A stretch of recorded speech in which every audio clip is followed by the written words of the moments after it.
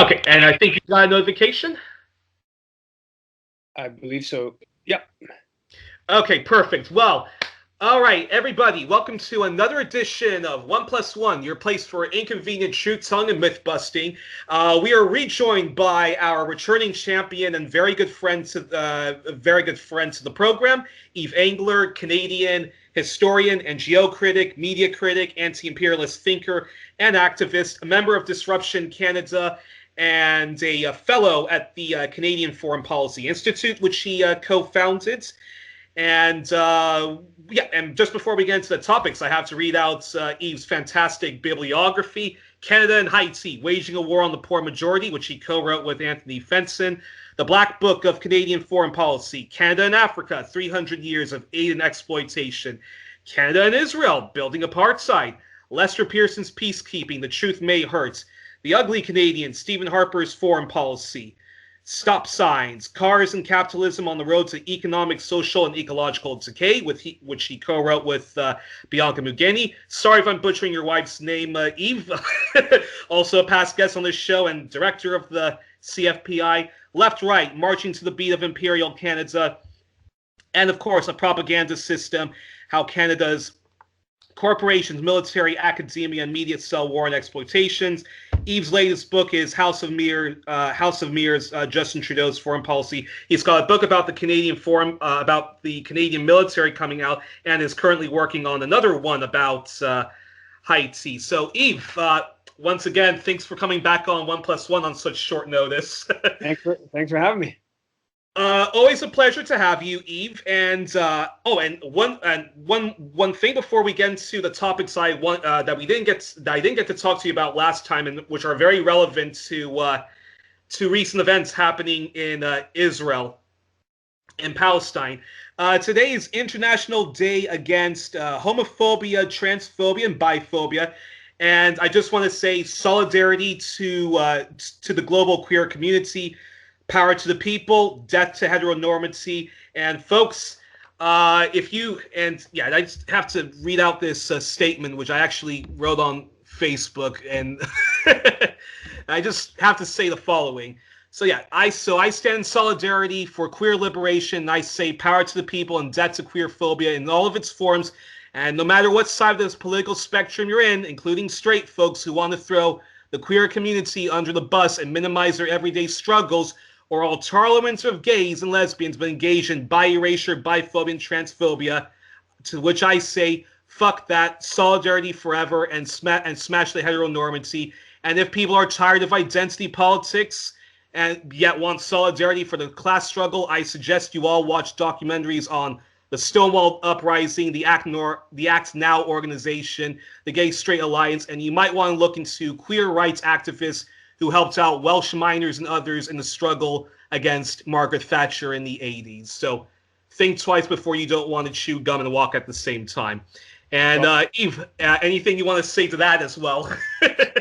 Solidarity, that great statement. All righty. So Yves, before I ask you about a particular Canadian elitist and establishment thinker and imperialist by the name of Irwin Cotler, there have been Quebec and Canada has been in the news. I know in Quebec, Francois Legault of the Coalition Avenue du Quebec is passing more strict language laws, and I wanted just briefly your response on that, and talk to us also very briefly, because we are going to talk about Israel and Palestine, but talk very briefly about the recent protests that's been happening, it seems, across Canada, but you, since you're based in Montreal, you participate in several solidarity events to Palestine. So talk about that. Well, just first thing I'll say, I would say I'm broadly sympathetic to language laws, like more, I guess, essentially restrictive language laws to promote French. There's downsides, but I think on balance, they are positive. With regards to Palestine solidarity, I mean, Saturday was the biggest day, almost for sure, the biggest day in Palestine solidarity in Canadian history. In Montreal, I actually was a bit confused on what the whole trajectory of things was, and not far from where I lived, there was a starting point of a car caravan at 11 a.m. And I biked up there at maybe 11:30, and then there was tons and tons and tons of cars, people kind of rallying a bit. I wasn't exactly sure if it was going to be. I thought there was going to be a march from there, but I ended up biking all the way, like caught up to the front of the caravan, and then there was supposed to be a rallying spot at Complexe Guy Favreau, the federal government building in Montreal. And I rallied there for a bit, and there's not many people, lots of cars coming by, not many people actually rallying, but lots of the cars. And then I went back after maybe 15, 20 minutes of rallying, and I biked back toward my house. I biked back, and there's cars coming. And I was really close to the park where it was beginning, and they were still coming, and I was already back there. So I went all the way back to the starting point again. So it was more than an hour of the car caravan. I would guess it was definitely hundreds, probably up towards 1,000 vehicles. And then, so that in of itself was like, wow, that's pretty impressive. I've never seen a 1,000 car caravan. And then, is this sort of, sorry to interrupt, but is this sort of like anti-Iraq war protest kind of? Well, not as big as it got in 2003 in Montreal and Iraq. That was a whole other scale. But then after that, there was later in the afternoon, there was a rally and demonstration, by foot, and that was probably, I think, a minimum of 5,000, but it could have been as many as 10,000. So I don't know how many people who were in the car caravan also went to the foot rally, and because it was like 4 hours later that when the car caravan began. So I don't, but I gotta think that we're talking about at least 10,000 people that participated in one part of the mix of the caravan, the rally, and the march. But then that was kind of the case, the similar dynamic all across the country. There was even the smaller places, like all the reports from like my parents in Saskatoon, they said it was like 300 people in Saskatoon, which is quite significant. My uncle in Vancouver said it was the biggest demo he'd been to in a number of years in Vancouver, multiple thousands. Toronto, the kind of lower estimate is around 5,000, and some people say as many as 10. But then all Hamilton had over 1,000. I heard one report claiming that in Edmonton, the car caravan I guess it was only a car caravan. It was as many as like 2,000 vehicles. I don't know if that's true. But there was like 20 different cities that had actions, all the reports I've heard, they were as big or bigger than was hoped for or expected. So you got to imagine it's probably something in the range of 30,000 people across the country that took to the street, there were some big ones in 2009. There were some pretty big ones in Montreal that maybe got in the range of 10,000. But I don't think there's been anything like that since, and I don't think other cities were as big back then as they were on Saturday. And then I should say also the online stuff is pretty intense. Like I was just talking to Karen Rodman, doing a thing with her and Paul Jay with the analysis, and one of her action alerts got 10,000 people that emailed it to all the politicians, and she was kind of she was talking about the National Council of Canadian Muslims, who's generally not so active on Palestine. They are saying that they got more than 100,000 people that emailed the government on some element of recent developments with the attacks on the Al-Aqsa Mosque and in the ethnic cleansing in East Jerusalem. And so Karen was doing compiling. She was estimated that she counted at least 150,000 in terms of email petition signing actions in Canada. And she thought it was probably substantially more than that. So very big demonstrations and very big actions, online kind of actions over the past week or so. Wow, that's it's fantastic. And before we talk about a big supporter of Israel, Mr. Irwin Cotler, what exactly Now, what exactly are most of the Quebec parties putting aside the Quebec NCP, the Quebec Liberals, the Quebec Greens, been more like, you know, parties like the Parti Québécois, the Bloc Quebec Party, Quebec Solidaire, the Coalition Avenir de Quebec. What exactly are their positions when it comes to Israel Palestine? Well, they are. I mean, Quebec Solidaire is which is the left party, which is, you know, decidedly to the left of the NDP, but has 10, I think it's 10 or 11 seats in the National Assembly, and it's in favor of boycott, divestment, sanctions. It's past that. You know, they Ruba Gassal, one of the members of the National Assembly, that's just one riding over from me. She's of Palestinian descent, and so she's been pretty active on Facebook and stuff on the issue. I don't know where. I haven't seen what the other parties have done on the issue. I don't think much has been done in recent days. The Bloc Québécois has been. They've had different times. They've been sort of, you know, kind of similar to the NDP. Sometimes a bit better on Palestine, but recently they have a huge number of their MPs are on the Canada-Israel Interparliamentary Group. Okay. But one of their MPs, I think it was the foreign critic, who put forward an effort to have a unanimous House of Commons statement on calling for a cessation of hostilities and criticizing Israeli colonialism, or I don't know exact wording they used, but settlement building, and they try to introduce that on Friday in House Commons, and for those you have to have unanimous consent for those kind of last minute things, and both some liberal and some conservative MPs immediately expressed opposition, which means you don't even get to discuss it. It's just, you know, dropped. It's kind of like a point of order that an MP is allowed to put forward. So they've tried to come out a bit, and, you know, they responded. We've had an action alert around some of the illegal IDF recruitment in Canada, and the charities Canadian charities supporting the Israeli military in contravention of Canadian charitable regulations. And one of the Bloc Québécois MPs responded to that, and with an okay sort of statement of, you know, kind of critical of what Israel's doing, but they're not you know, very engaged on the issue. And I have to say that the demonstration, as big as they were on Saturday, it was very you know, Arab and Muslim.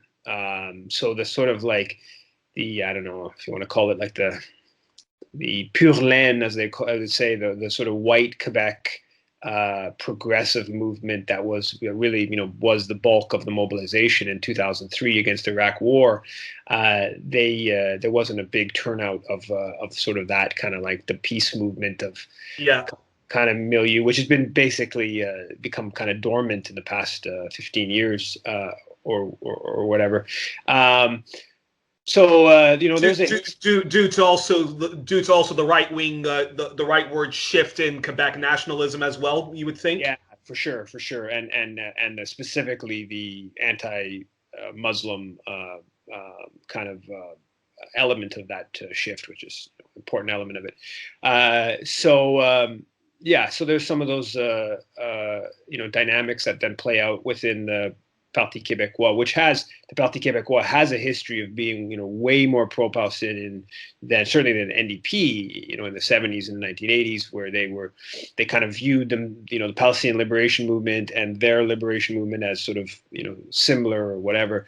That's, I think, very much that kind of dynamic has weakened. But Quebec Solidaire is still active, and not, I don't know the specifics, but the Parti Québécois, almost certainly their position is better than like the NDP in BC, the provincial NDPs, the Parti Québécois positions are probably as good or better than the whatever's coming out of the BC NDP. Okay, fantastic. And I just want to also remind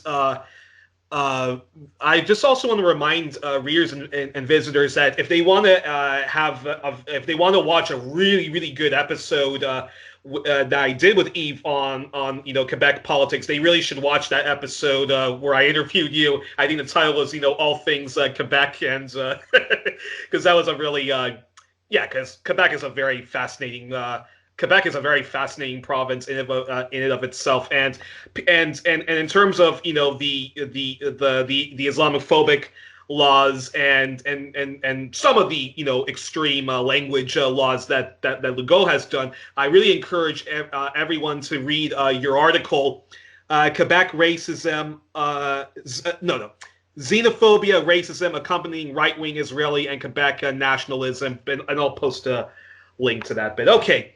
But Yves, on to the main reason why I wanted to invite you on. It is related to not just Israel, Palestine, but a lot of the terrible state of affairs when we talk about imperialism, ongoing Cold Wars, and so forth. I've been thinking a lot about Whitney Webb recently, and I had her on.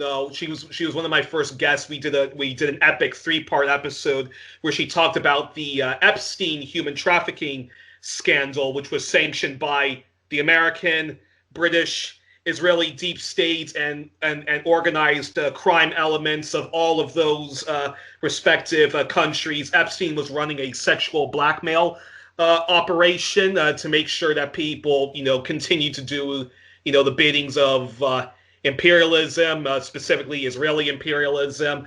The Israeli deep state is all over the Epstein scandal, and there's an organized crime element to this all. And we talked about Alan Dershowitz when Miss Webb was on. I've often talked about her, her work. But I had no idea that there was a Canadian element to it, and and you've done 2 articles on Irwin Cotler, including a very recent one. So before we get into that Canada connection to the Epstein human trafficking scandal and how that plays a part in Israel-Palestine, please, can you talk to us about Irwin Cotler? Who is this leading Canadian liberal elite figure? And talk about the reactionary roles he plays in international affairs. And you did a j'accuse in your article about him, talking about his ties to the Montreal mob and the deep state human trafficking network of Epstein. So go ahead, Yves. Explain to us. Well, I mean, I think the most important thing about understanding Irwin Cotler is he is this sort of symbol of supposed human rights activism, and it's really human rights activism at the service of Western power, right? Where he's quite forceful and moralistic in criticizing Iran, Venezuela, China, Russia. And he's basically silent about Canada's role in Haiti, where we're backing massive human rights violations. I've never found of any comment of his critical of Canadian mining companies, which are involved in abuses all around the world. Very little criticism of U.S. imperialism, U.S. war machine. The only issue that you would say that is kind of like not aligned with where he sort of goes against a bit of the Washington geostrategic position is some criticism about Saudi Arabia. That's the one issue where I've seen him come out where he's sort of a little bit against corporate or geostrategic empire interests. So that's going on. So he's this sort of symbol of this. He makes claims of having been like Nelson Mandela's lawyer when Mandela's like never mentioned this. There's no like mention in any of Mandela's writing, and Mandela had numerous different people who he wrote about who were lawyers and support him. And like the South African embassy has in Venezuela has said that he wasn't Mandela's lawyer. This is we don't know where this is coming from, but the Canadian media just kind of repeats it. So he tries to claim these sort of, like he's been long time kind of like, struggling for the disenfranchised. Now, the most egregious of his positions is with regards to Palestine. He's a rabid Zionist, Ultra Zionist, yeah, and for decades, right? Just a couple. And sorry to interrupt, but he was the justice minister under which prime minister? Yeah, he was the justice minister under Paul Martin. I began as justice minister, I believe, under Jean Chretein.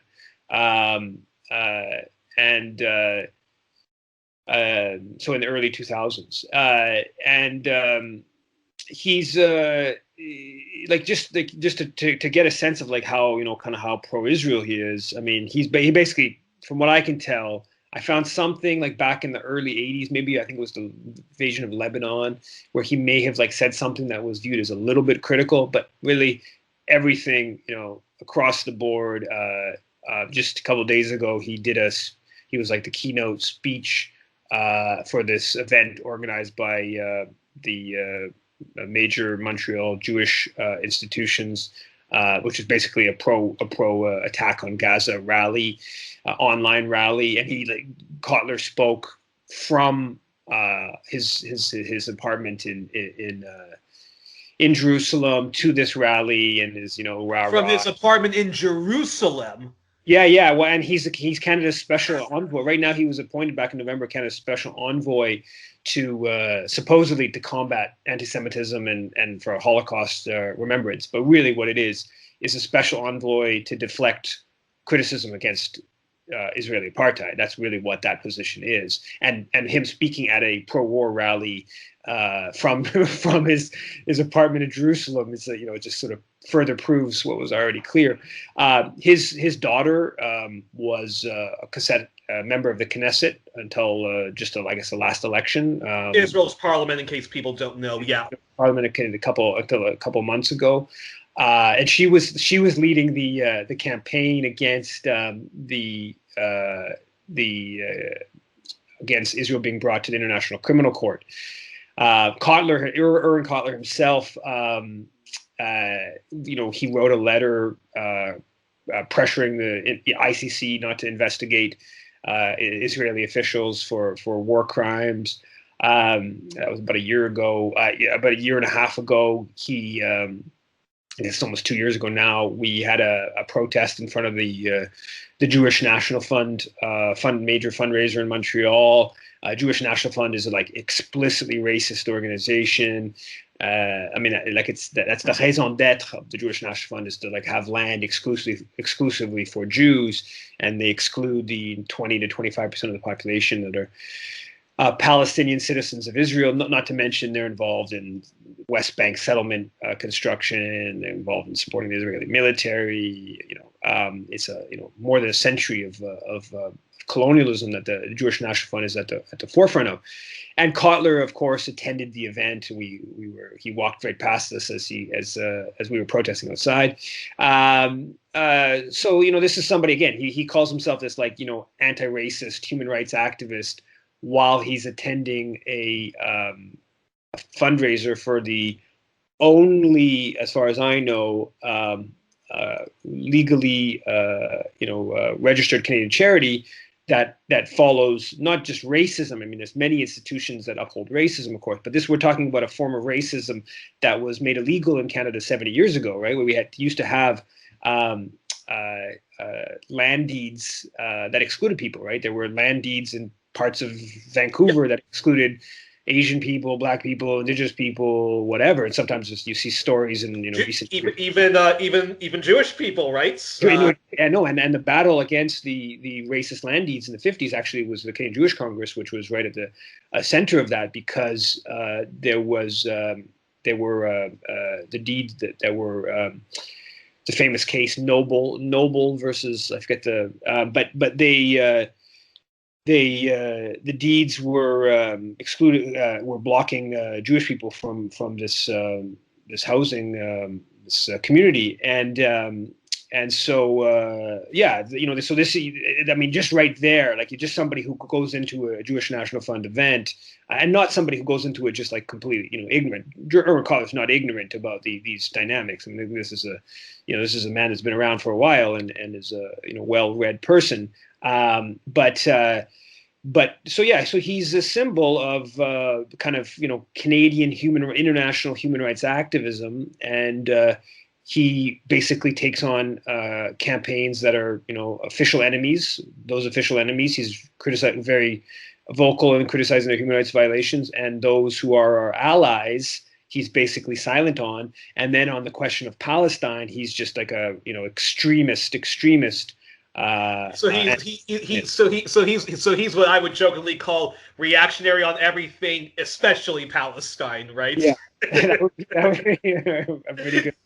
But he would be like, it is. I mean, that's, I think, correct. And if you look at geopolitics, but what's it is, if you look at how he's described in the big media, and not just in the big media, right? Even among, like, I've written some stuff about his, Elizabeth May, the head of the Green Party, members of the NDP MPs.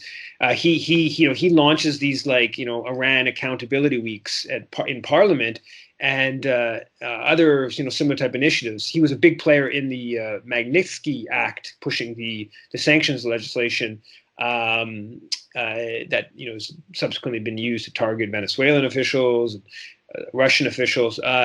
But he by him being the face of a lot of these campaigns, he's been able to bring in kind of the more progressive end of parliamentarians into a sort of a liberal kind of imperialist outlook. And we about 2.5 years ago, he was doing an event at Concordia, and Dimitri Lascaris, myself, a couple of other activists heard about it just beforehand, and we went on stage while he was speaking, and we held placards, and we sort of yelled about his anti-Palestinian policies, also his stuff on Venezuela, which was at that time was quite aggressive.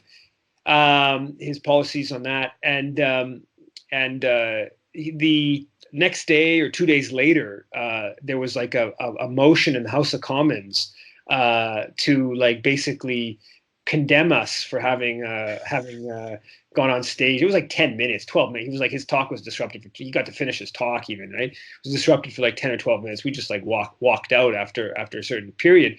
And the whole, like, House of Commons, it wasn't clear exactly like if everyone in the House of Commons actually stood up, but it was like a large proportion of MPs like stood up to this. I think it was launched by a conservative MP, and then the Liberals backed it, and then I'm not sure exactly how much of the House of Commons actually stood up for it, but just to give you a sense of how kind of like widespread this support and belief of Irwin Cotler as a important kind of human rights activist is.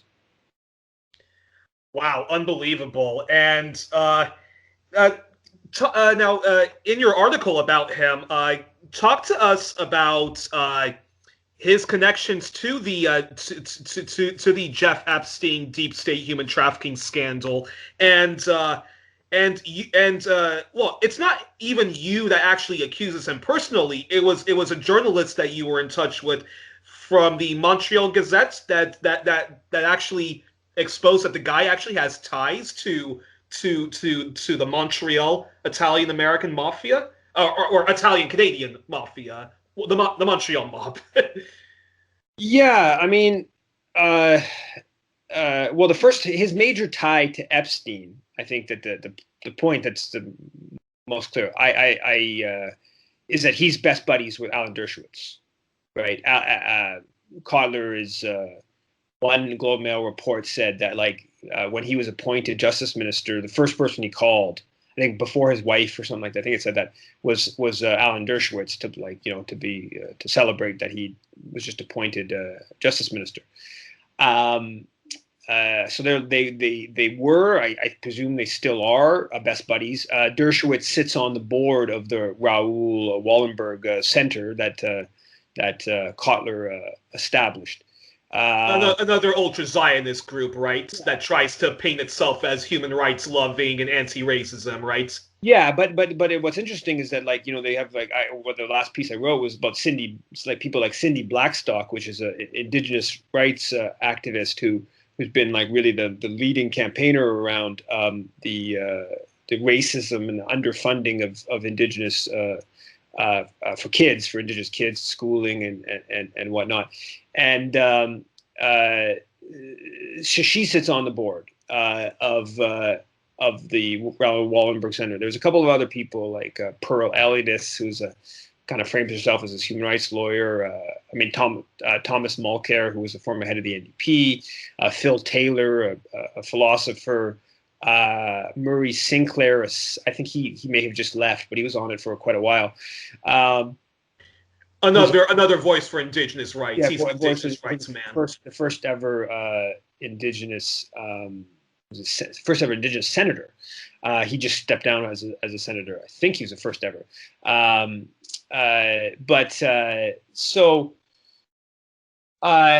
have this kind of lefty-ish, progressive-ish kind of vibe, or that's how it's sort of viewed by some. And Dershowitz is on the board, and Dershowitz's hands are all over the Epstein scandal. Dershowitz is the one who pressured the Attorney General down in Florida to put together that outrageous plea agreement where Epstein spent a year in jail that was mostly on I think they call it work release or something like that, where he basically got to leave every day and work for 10 hours at his office and then just basically sleeps in the jail or something like that. Epstein, and then Epstein himself, Dershowitz himself, was accused of having raped a number of these sex slaves, these trafficked women. Yeah, trafficked women, and he's pointed out by a number of different young girls,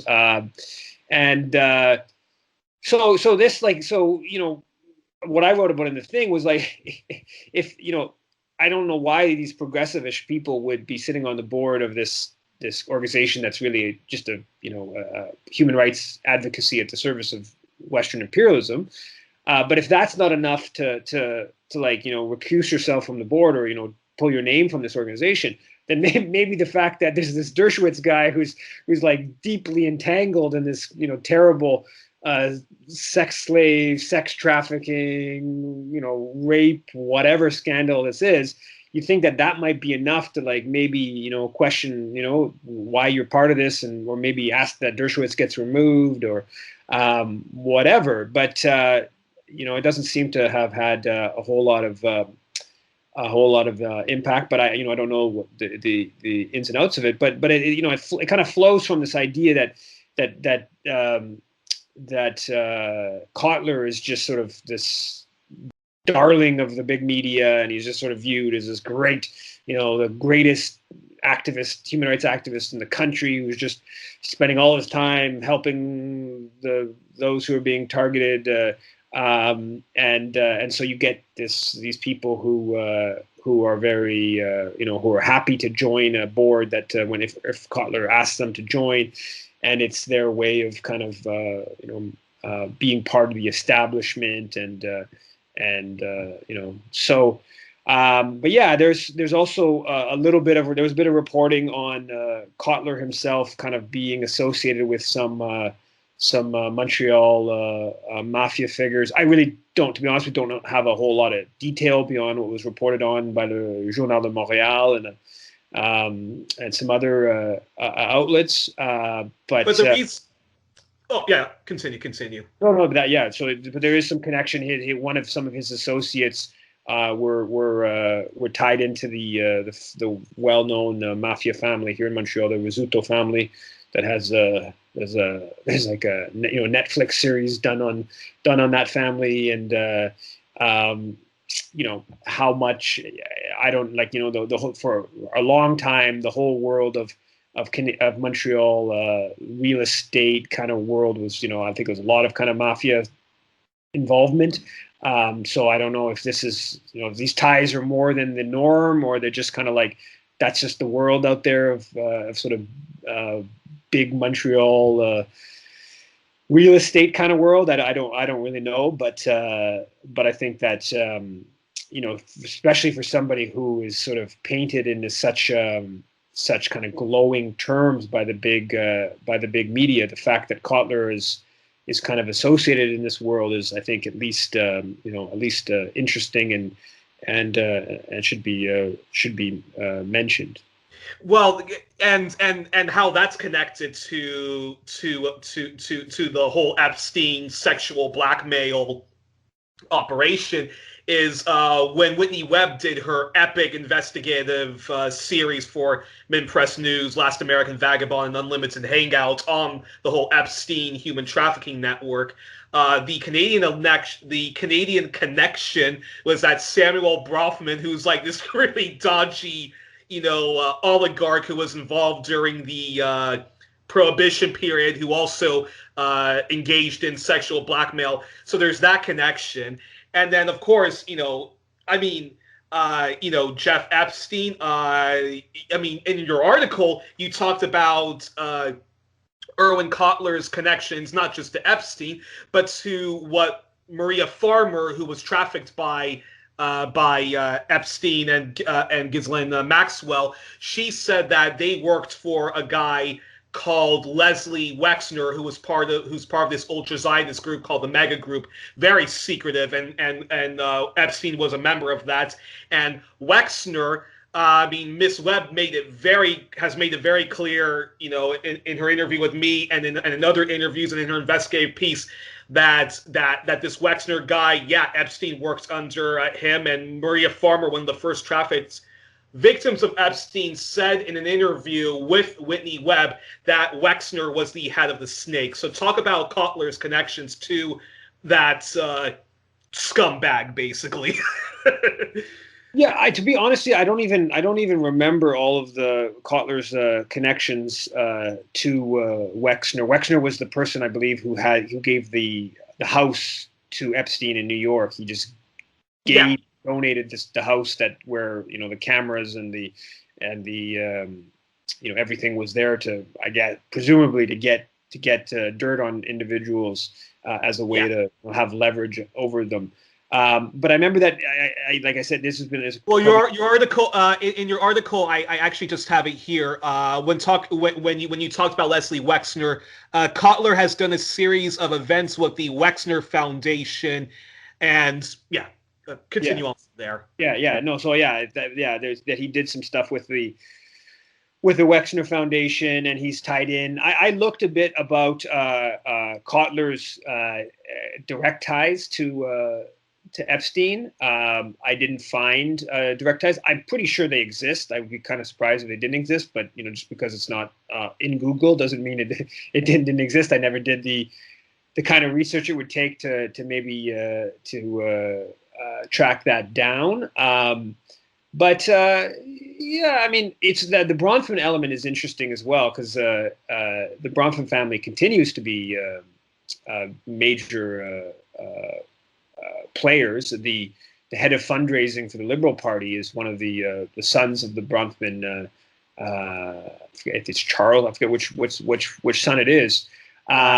And they are right at the heart of Canadian Zionism. Actually, they were running guns.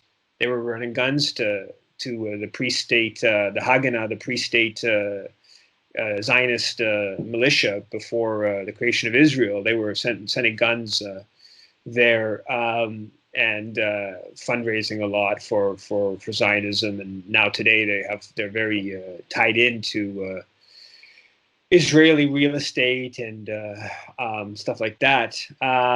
But yeah, I think part of the Bronfman family now is mostly in New York. I don't know that much about the family, but how they got wealthy was back during Prohibition.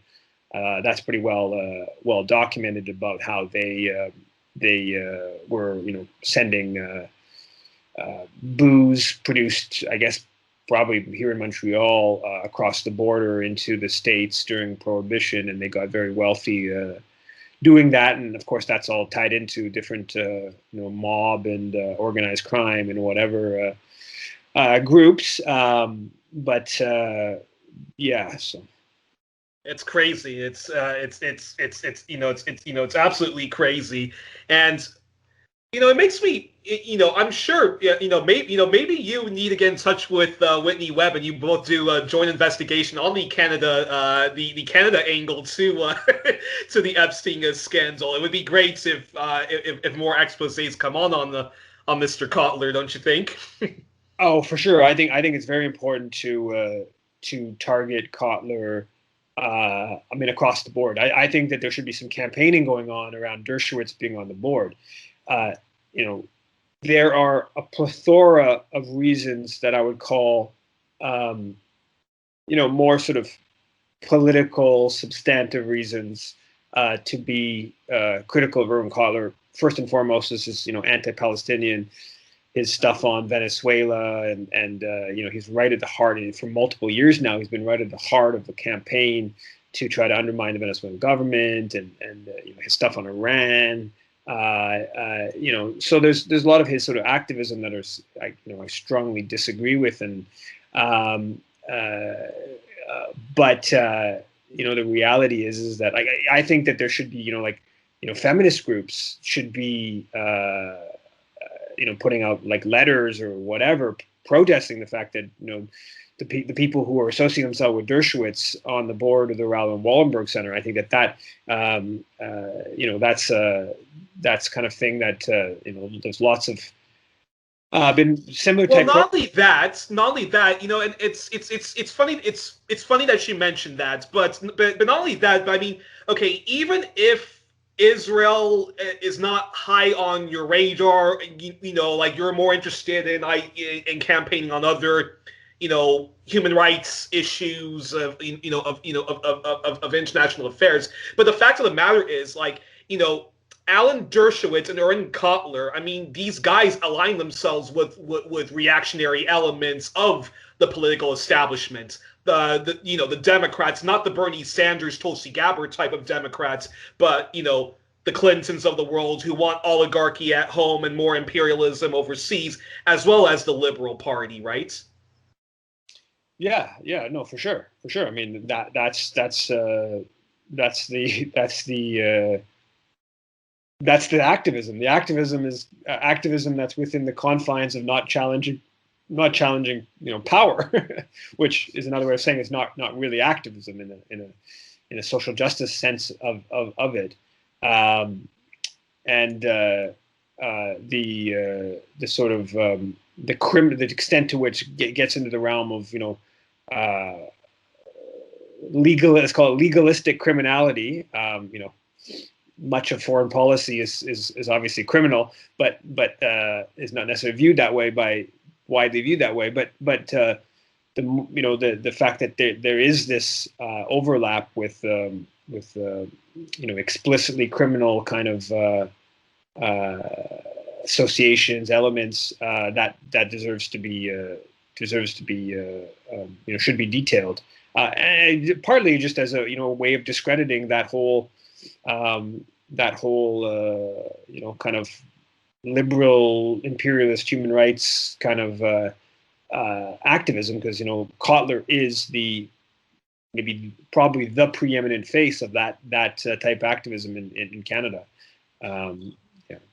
So I have to ask you this, this question regarding the whole Epstein scandal, what you uncovered about Irwin Cotler, and you know, and of course, why people are in the streets right now in Canada protesting against Israeli aggression towards Palestine and the ongoing colonization of Palestine. Now, you wrote a very important book, Left Right, Marching to the Beat of Imperial Canada. You mentioned some of those supposedly left-leaning people associating themselves with Kotler and Alan Dershowitz. So I wanted to ask you then, when we talk about the left's failure in standing up against all forms of imperialism without exception, not just Israel, Palestine, but also the new Cold War with Russia and China, why, in your opinion, do you think that more?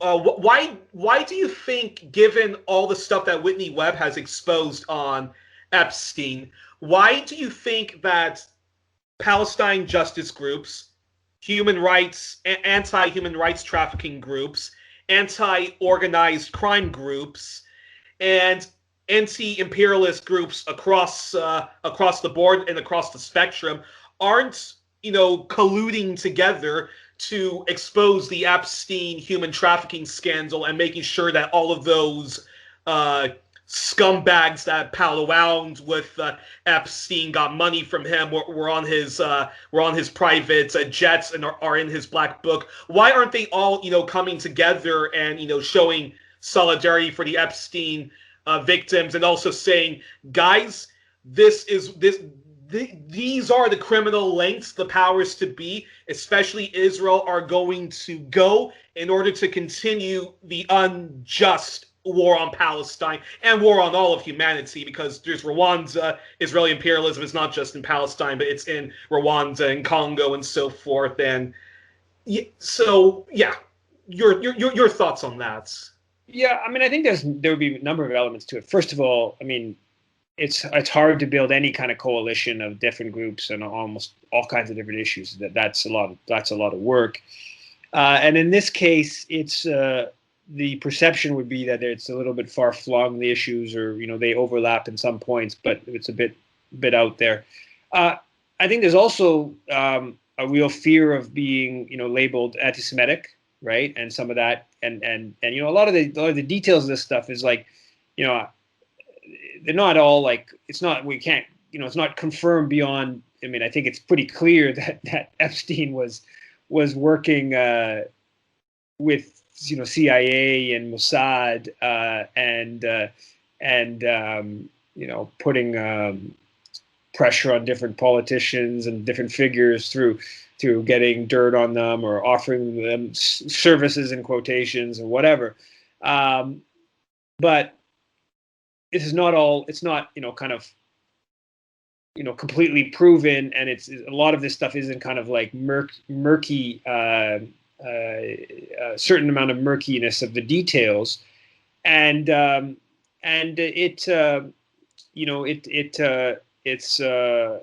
like the mega group, which I don't know that much about, but the little bit I read about it is this is like a group of wealthy, I think mostly New York-based Jewish figures who sort of coordinate some of their political activities, all a little bit obscure because it's not public, and they're not publishing press releases, but there's a few articles in the Wall Street Journal and a few other kind of corporate outlets that have delved into some of this that I've seen. Anyways, a lot of this gets into sort of the world of sort of conspiracies and quite frankly, like sort of. I mean, you're not saying that Whitney Webb is engaged in conspiracy theories, but just that. That makes people very cautious of looking at these things, and because they're scared that they're going to be attacked, or there's going to be pushback, and I'm not saying that at all. I'm just saying that's just that's the reality of yeah. I haven't read all her stuff, but the stuff that I've read of hers, it seems totally plausible. It seems like very impressive research, but it's a bit of a murky world, and I the reality is that a lot of these groups are, scared about coming out on issues that are really, quite cut and dry, and don't even want to, associate with that. And then so something that's a bit more, where the details are a bit more murky and a bit more difficult to confirm 100%. So I think that's part of the dynamic. But I totally agree that I agree to all of it. I think just simple, if the truth's the truth, right? If Irwin Cotler is going to associate with a guy like Dershowitz, who's got his involved so deeply in this is just on confirmed details, so deeply in a scandalous sex ring, rape, sex slave, whatever. That in of itself is just the truth is the truth, and it should come out. But I think from just tactically as well, right? That the anti-Palestinian crowd, if they had any details, comparable on some well-known pro-Palestinian activists, that they would be pushing it out left and right, and this person's ties to some issue not connected to Palestine, of all the, so just at the tactical level, I think we should be throwing the mud, if you want to frame it like that, even though I think it's the truth, throwing the mud at Cotler, at Dershowitz, stuff that, yeah, you don't care about Palestinians, you don't care about Cotler's support for killing Palestinians. Well, at least you might care about his ties to this sex scandal kind of. Or the Montreal mob, or very dodgy Americans who took part in the complete looting of Russia, which gives us the rise to Putin, which you talked about in your in both of your articles, actually. Yeah. Yeah. So yeah, but it's there's definitely not.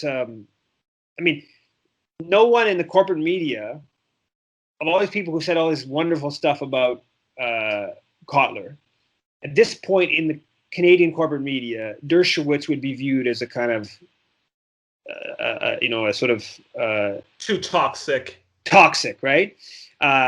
Just at the level beyond his ties to Epstein, just the fact that he became so associated with Trump, right? So maybe in the U.S. media, Dershowitz still a little bit more acceptable or whatever. And I think he's been pushed into a more and more kind of right-wing milieu. But in Canadian media, it's even clearer than that. But no one wants to mention, even though 10 years ago, 15 years ago, they reported on it when Dershowitz was still viewed in a positive light. They reported on Cotler and Dershowitz close ties. No one wants to mention that today, when it would make Cotler look bad. No one wants to mention that Dershowitz sits on the board of Cotler's organization. So there's very little appetite to investigate these questions, and that, I think, flows down also into like more left wing or progressive milieus as well. And do you think that this also that the reason why we're not having Palestine solidarity with anti-human trafficking, anti-organized crime, and of course the larger anti-imperial movement, or even the anti-deep state movement, because for me this is a clear reason why we should abolish the deep state, abolish the CIA, abolish the Mossad, abolish MI5, MI6, the NSA, yours truly, CSIS. For me, this is like the scandal we've kind of been waiting for, to say abolish all of these evil, this state-sanctioned evil. But because of the fact that we do still have the progressive on everything except Palestine, or reactionary on everything, especially Palestine, and some of these people who are involved in anti-human trafficking efforts or anti-organized crime, I think for them it's oh no, sorry guys, the moment you guys are going to start attacking the Vatican and the CIA, we got to pull out. Do you think there's just an element of that's going on, why the left has not made this as big of an issue as they should be making? Yeah, I think for sure. I think if you see someone like the whole Russiagate in the States, that's the sort of liberal types kind of upholding the CIA and the the security apparatus of the U.S. government. That's essentially what Russiagate boils down to, and it obviously looks really kind of comical. I think I feel, I'm not sure, I'm not in the States, but it seems particularly comical from outside, being outside of the U.S. Maybe the propaganda is not quite as thick here, but yeah. So I mean, yeah. There's no doubt. I mean, there's find me a progressive organization in Canada that has said we should get rid of the communication security establishment, which is Canada's sort of equivalent to the NSA. I mean, there's been some criticisms of it by some progressive groups, but I don't think I've seen anything saying, we should abolish this or so it still is okay. It still is okay defund and abolish the police, but not the Canadian deep states. Yeah, no, I think when you frame it like that, but I mean the same thing goes with regards to the military, right? Like even the military, which is a kind of in some ways more clear symbol, like it's well, first it was even way bigger, but there's not there's a movement to defund Canadian police forces, but there's no movement to defund, or very very limited movement to defund the military, and that's partly because the police, the thrust of the kind of bad things the police do is on Canadians, right? People living in Canada, whereas the thrust of the bad things the military does is on people elsewhere. So there's a important nationalistic component to that. Yeah.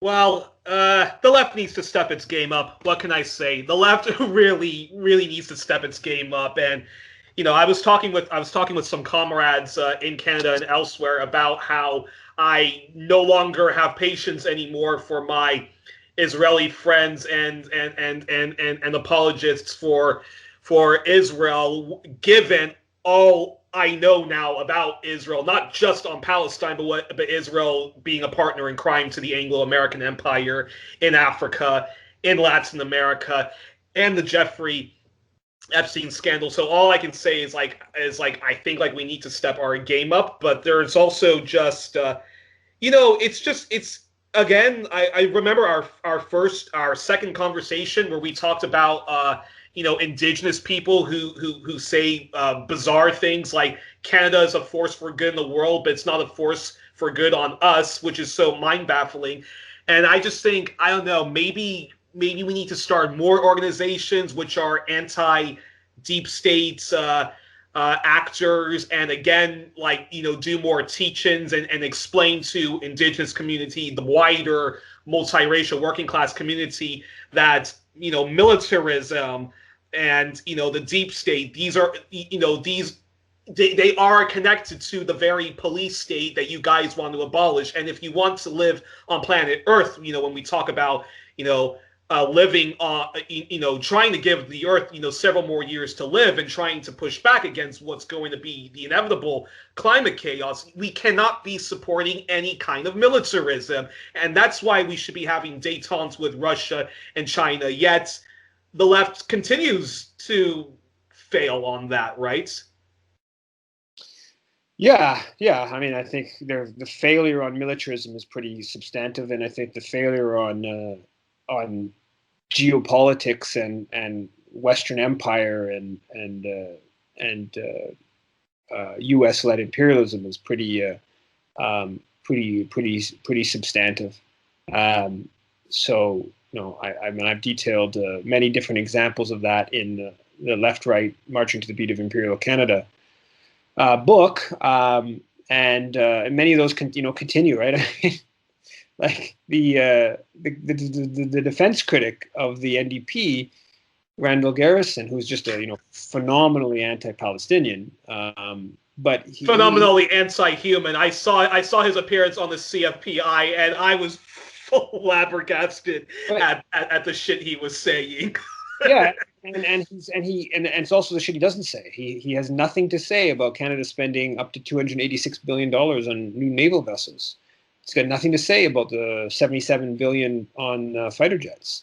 I mean, even from just narrow, money waste and just efficiency of government and questions like that.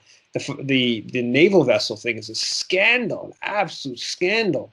Let alone the fact there's all kinds of reports of Canada buying these really intense Tomahawk missiles that can be launched 1,500 kilometers for these naval vessels, and just another report a couple of days ago about how from the I think it's called defensenews.com American site, because they just spent I think $2 billion on the radar.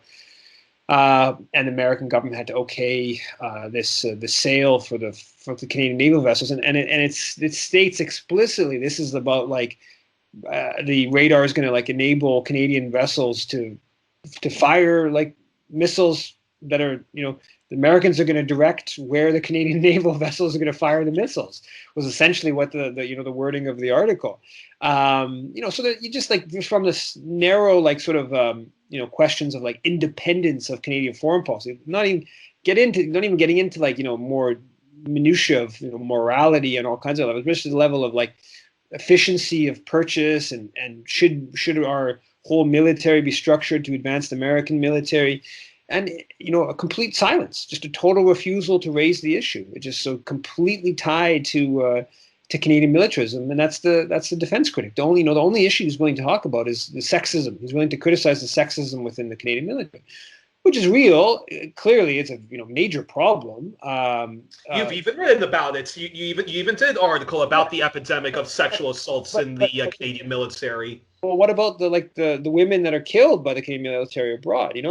It's the whole institution is a force of patriarchy, and so queerphobia, seeing as this is International Day against queerphobia. Well, I don't know how much you know about that, but the history of the fruit machine, right? The Canadian military in the 60s, a very good book about this by oh God, I'm forgetting his name right now. My friend in Sudbury, Gary Kinsman, co-authored. It's called the Canadian War on Queers, Canadian Government's War on Queers. But anyway, so the Canadian military in the 60s developed this what they called the fruit machine to detect gay people, because they obviously had explicit, homophobic regulations in the Canadian military. That goes right until 1990, 1992, 1990. Big, huge battle. Had to, right until the last day, the Canadian military, even when the government finally intervened to force the military, the head of the chief of defense staff was still basically saying, "Wait, and fruit machines and this was so it was supposed to be this high tech machine that was gonna detect gay people, and so put all kinds of money into the research of this. Yeah, no, it's totally scandalous story, but wow. I mean. But this is just one element of the Canadian military for decades. I detail some of this in my upcoming book. It's called Stand on Guard for Whom? People's History of the Canadian Military. But so they had, they spent tons of resources. I mean, they destroyed so many people's lives, right? The Canadian military in outing people. They had spies that would go into the neighborhoods that were viewed as what they called the cruisy zones, where gay people would kind of hang out or whatever. That was their perception, and they had people spy on Jesus members of force, and so yeah, no, this was quite, and I think it still is, but very explicitly was deeply ingrained in the whole ethos of the Canadian military, and yeah, so I mean, but the way to deal with this problem in the Canadian military is not by giving more money to it. It's by getting rid of it, or if not entirely getting rid of it, is defunding it. Whether I mean, there's been different proposals I've written about different places, and Dimitri Lascaris had a proposal in his platform, and you can debate some of the details about it. But it's certainly stopping any funding increases. That has to be an absolute minimum of anybody who's had any progressive whatever, and gradually defunding it. And I think there are real questions about, the people who are currently employed and figuring out what to do, because there is 100,000 plus people that are in the either in the Canadian Forces, the Reserves, or D&D employees. But yeah, you need to, the way to deal with the sexism of the Canadian military is not just about, and I think this is where, this should be fought as well, is, eliminating the, rape culture and sexual assault and all this stuff. But also just lessening its cultural influence, reducing its budget and reducing its size. And, there's, so it's, but how the NDP look at how Randall Garrison looks at it is on one hand, he upholds the military, upholds spending increases for the military, and says, okay, we should, twig some problems of sexism here, and maybe get a couple more women up higher in the echelon, maybe have some added mechanism to report sexual assaults. And, if you look at all of them individually, again, I think individually those proposals are, not bad proposals, but how much is this, reinforcing militarist culture, reinforcing the institution, and avoiding the real question, which is the defunding and maybe even eliminating. But yeah. Well, it's astounding, and yeah. Three quick last things I wanted to ask you then is I wanted your thoughts on this. I've asked several guests in the past about this whole. I think it's a really, really stupid, toxic debate which is tearing apart the left, which is the whole identity politics versus the class struggle. I myself renounce even that strategy. I did once say, oh, we shouldn't talk too much about institutional racism and queerphobia. And we actually should, kind of put that on the back burner and talk about the class struggle, because that's what really unites us all. And I've kind of distanced myself from that position because it's a bullshit position, because and I think that we can chew gum and walk at the same time. I think we can overthrow capitalism, but also understand that we have that we have patriarchy, we have heteronormative, we have racism and xenophobia, which are all unique evils, and we have to, these are not separate issues, they're all interconnected, but we're not going to stop racism by saying, Black Lives Matter, why don't you guys shut up about racism and get involved in the class struggle? And that's the same thing with institutional queerphobia. So I wanted your, what's your position on the whole identity politics versus the class struggle? Because this goes back to my other question about, like, why aren't all of these different people power groups getting together and champion the Epstein human trafficking scandal and demanding justice for that, which could, which would kill a lot of evil birds with, an Uzi. Yeah, I mean, I agree. I think it should be, broad coalitions that include, everyone challenging injustices. It's just not just like, there's not just a central injustice and all other injustices are secondary. I don't think that's how the world works, and I don't think it's how campaigning or succeeding will work either.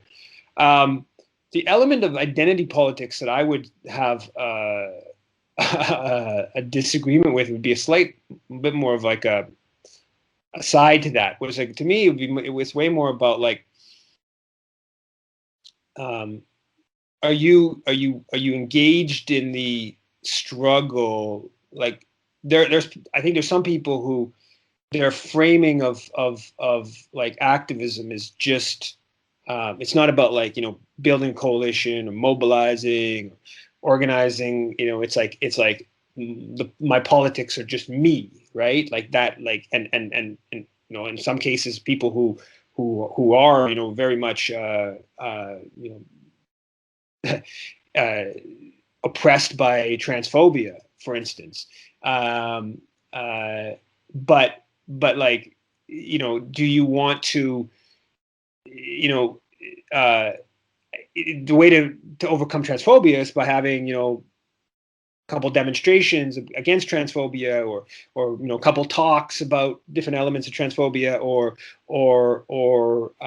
organizing, and and I think you see some of the same thing in some of the people who are like this is very stereotypical, but like the people who are like just the class struggle and are I guess again it's identity politics, where it's like what they think that's like the way to change things is to sit around and call themselves a Marxist and which is have debates about Marxism or something like that. I mean, which in very small doses is kind of useful, but it's like the mobilizing and being active and so that's a slightly different type of identity politics, but that's to me that's exactly the more important part is the being sort of serious in the putting the work in. I mean, at some level it's about putting work in and being out there. Like we're trying to change the world. We're trying to grow. We're trying to have more people learning these ideas or challenging these forms of oppression, or and that's not done by being inward looking. I mean, there's always going to be, we're always going to have our biases. I don't like going and handing out leaflets in front of the the office where it's just random people walking by. It's uncomfortable. It's whatever, right? But that's the kind of stuff that needs to be done, and it needs to be done at all the different issues. It's not, it needs to be done on challenging sexism, and it needs to be done on increasing the minimum wage, and it needs to be done on Palestine solidarity. It needs to be done on so I think that to me is that element of, if I have a criticism of some of the different I guess identity politics, but like I said, on both ends, of people who they think that they're sort of like their activism is by having like a community of 10 people who are self-identified, rather than trying to build that. And I'm speaking about I'm referring in my head to some very concrete examples where, for instance, where Bianca was at the Center for Gender Advocacy at Concordia, and she really ran up against a block from turning it into an activist hub. There was people who wanted it basically as like a small kind of like NGO type of thing. Well, no, it's for a small clique of friends, right? They basically wanted to be like sort of like and in this case like predominantly trans.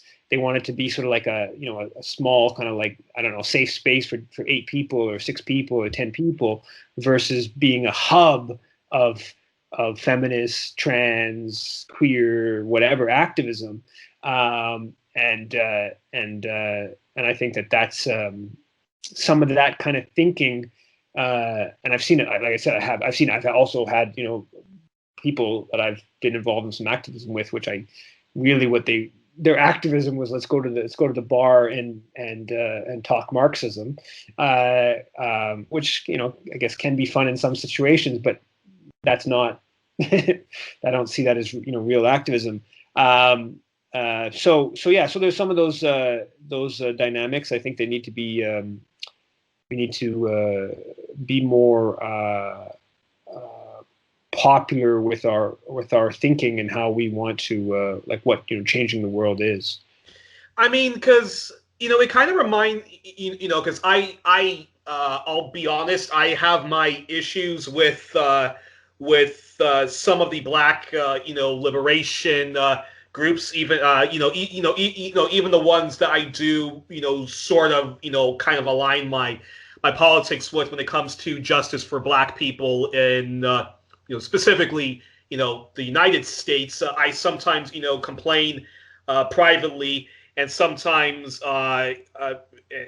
publicly I will complain that they don't that why aren't they addressing the issue of the plight of Indigenous people. And why aren't they? If you guys are very anti-white supremacy and you're anti-capitalist, well, we should be building coalition with with the very people who are even more violently oppressed than our people are on an everyday basis in just the United States alone. I mean, Native Americans are also overrepresented in jails, police murders, poverty, ill health, dying before the age of 30, 40, sometimes residential schools and intergenerational trauma. And in some black people, kind of give me this, the why are you even bringing this up? That's kind of like which I think is bizarre. And then on the other hand, you have some of my Marxist comrades and outlets, which I do like and I do read, who have this bizarre allergy to, if you just mention them, that there is institutional racism. They just have they literally get into a fit of rage if you mention that, because it's all about the class struggle. It's all about class, and you're engaging in identity politics. And then these are people, Marxists, mind you, who are propping up, the founding fathers and want to ignore Abraham Lincoln's, crimes against humanity towards Mexicans and indigenous people. And then they don't want to talk about queer liberation, but I say to them, I'm like, hey guys, look, I'm all for ending capitalism and the class struggle and so forth, but black people, queer people, indigenous people all have unique discriminations. Women have unique discriminations, and while the white working class got its New Deal, or the white working class got its progressive era, who were excluded from that? Indigenous people, immigrants, and black people. So don't be surprised if those people become, if those people, love Malcolm X and Marcus Garvey and want to engage in separatism, if you keep minimizing their suffering and then demanding, well, what about the plight of us white working class people? When it's like, are you effing kidding me? Your thoughts on that? Oh yeah, I mean, I completely agree with that. I mean, that's I didn't even think there were that many people who were taking that extreme of a position to say that you shouldn't talk about institutional racism or I mean, obviously there's I mean, yeah, statistics don't lie. I mean, it's not a and let alone, and then if you go, I mean, there's just too many examples. And also I think that one element I think of there's a really lack of discussion of how much racism there is in foreign policy, right? In Canadian foreign policy and stuff like that. But yeah, no, I mean, I did. That to me, I think that most kind of more sensible people on the left, the debate, to the extent there is a debate on these issues, is I would hope it's a bit closer to some sort of more realistic kind of assessment of how much focus there should be on class struggle versus identity politics, or whatever you want to call that exactly.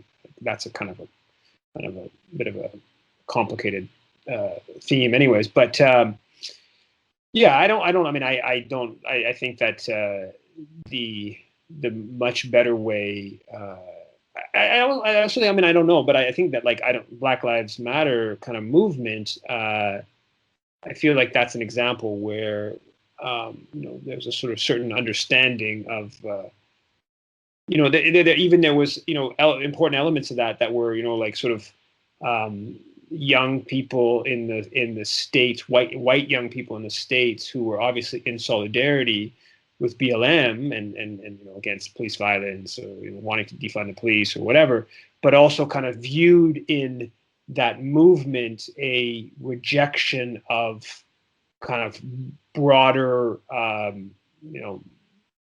injustices or inequities, and that they sort of saw themselves, even if they were white, they saw themselves not just as a sort of solidarity, but also as a sort of hey, this the state of American capitalism, if you want to say that, is just so rotten that like, right.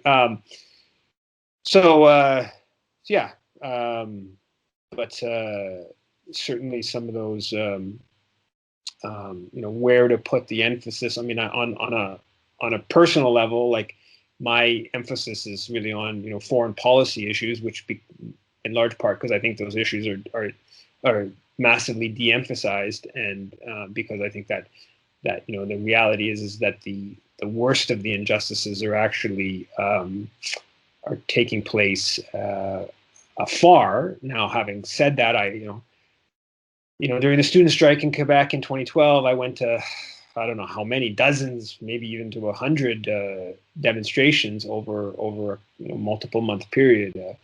There's many other issues that I don't write about or that I engage with.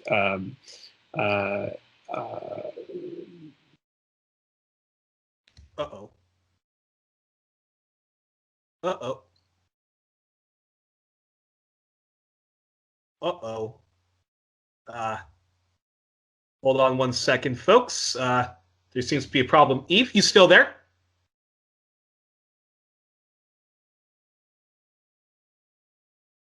Hold on one second, folks. There seems to be a problem. I'm not hearing Yves for the time being. So 1 second. I'm just going to stop recording, and I'm going to try to call back Yves for part 2. Okay, sorry about that, folks. Welcome back to 1+1. I'm continuing my conversation with Yves, but Yves has to go, so I'm just going to let him finish up his thoughts on the whole, yes, identity politics versus the class struggle, and why it should not be either or, why we should be chewing gum and walking at the same time. So Yves, continue on with your thoughts.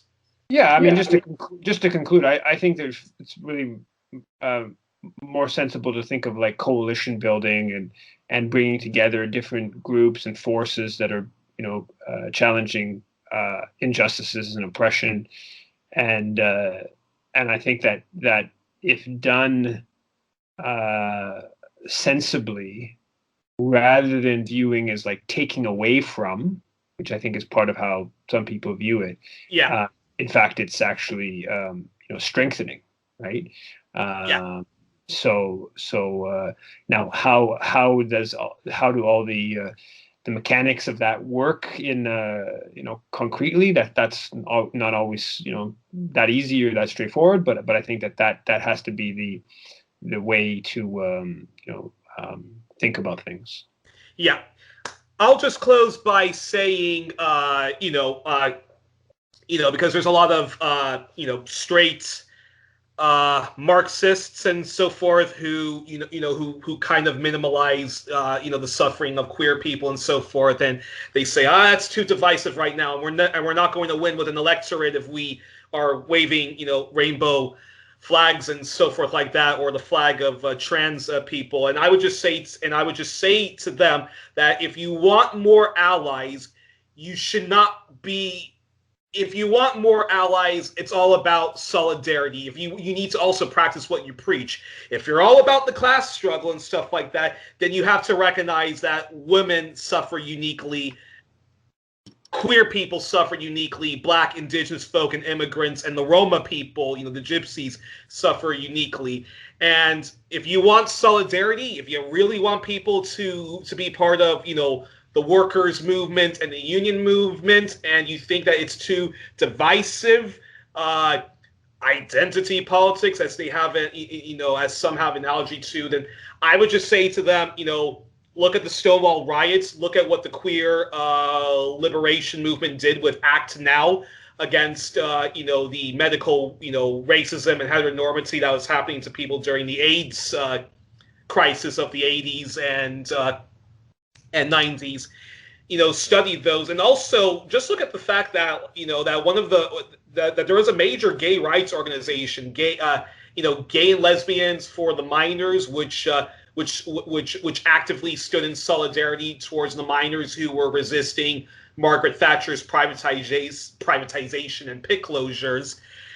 And look at Martin Luther King Jr.'s Poor People's Campaign, and look at what the Black Panthers, the Young Lords, the Black Alliance for Peace right now, and did in the past, which was coalition building, solidarity building. And we often criticize Canada, and we even criticize our left in Canada a lot.